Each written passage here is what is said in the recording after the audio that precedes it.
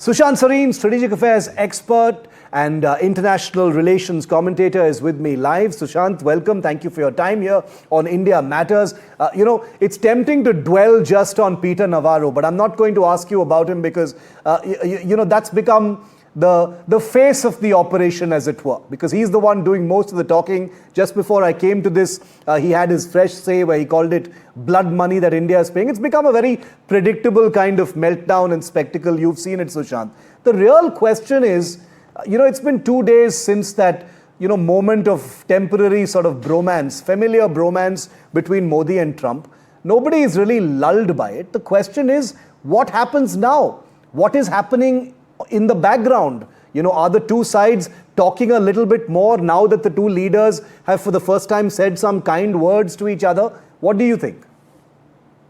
So, Shiv, on Navarro, quite clearly it's pointless talking about him because when somebody combines utter ignorance with a lot of arrogance, then you can't really argue or, have a sensible conversation with a man.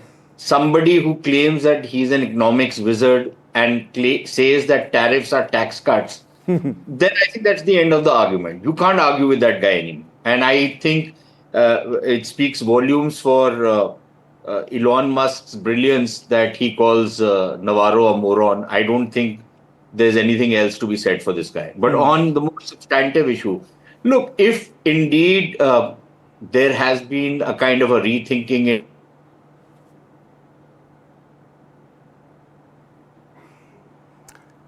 Okay, we've lost that link with Sushant Sareen as well. We'll try and re-establish that link. But Navarro is the face of what has been a steady deterioration in ties. On Saturday, Prime Minister Modi... Okay, Sushant, we lost you for a moment. Go on, continue.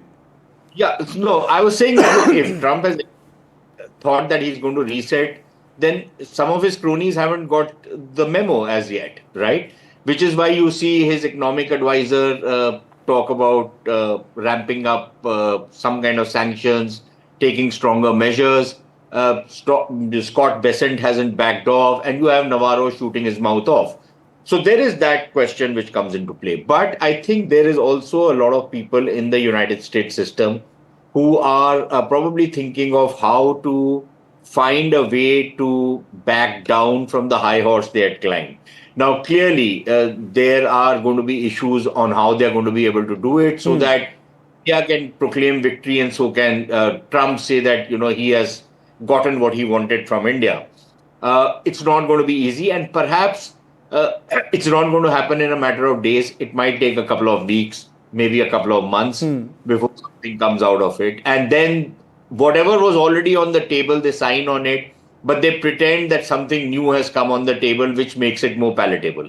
Now, that is the best case scenario. Yeah. The worst case scenario, again, I don't think we should discount that. And frankly, H-1B visas is a non-issue as far as I'm concerned.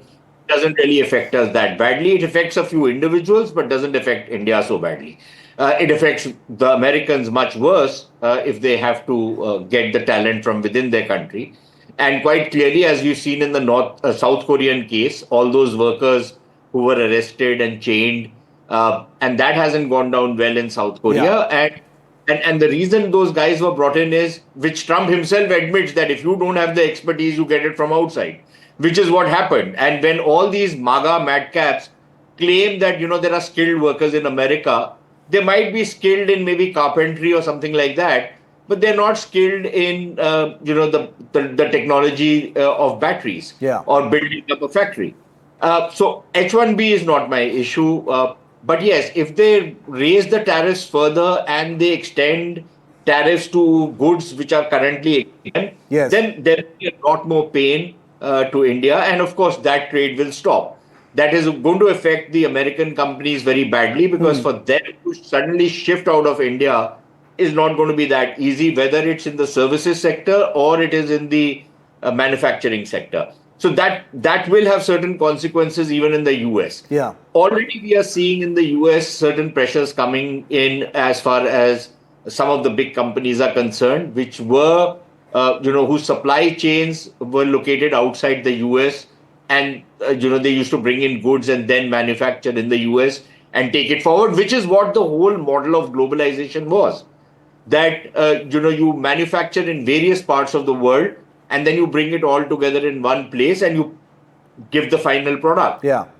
Clearly, that is going to start suffering, and many American companies are going to suffer, and American consumers will have to pay higher prices, regardless of what people like Scott Bessent and Lutnick and this crazy guy Navarro say. So we'll have to see how this works out, and then finally, will there be a pushback from American allies? Yeah.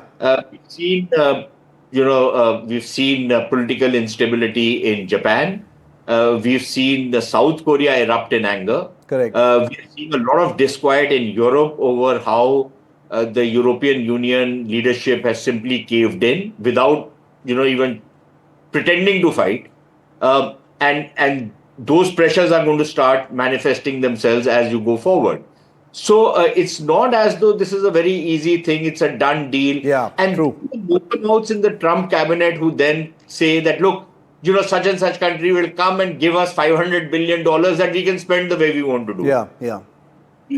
I frankly, it makes you wonder what kind of people are running America today. It raises serious questions about the education system in America. These fancy universities like. We just have to, perhaps, like you said, we'll have to see what's coming. We'll have to wait to see what it is. It's been 48 hours, which is unusual. For nothing else to come out. We've had Lutnick say stuff.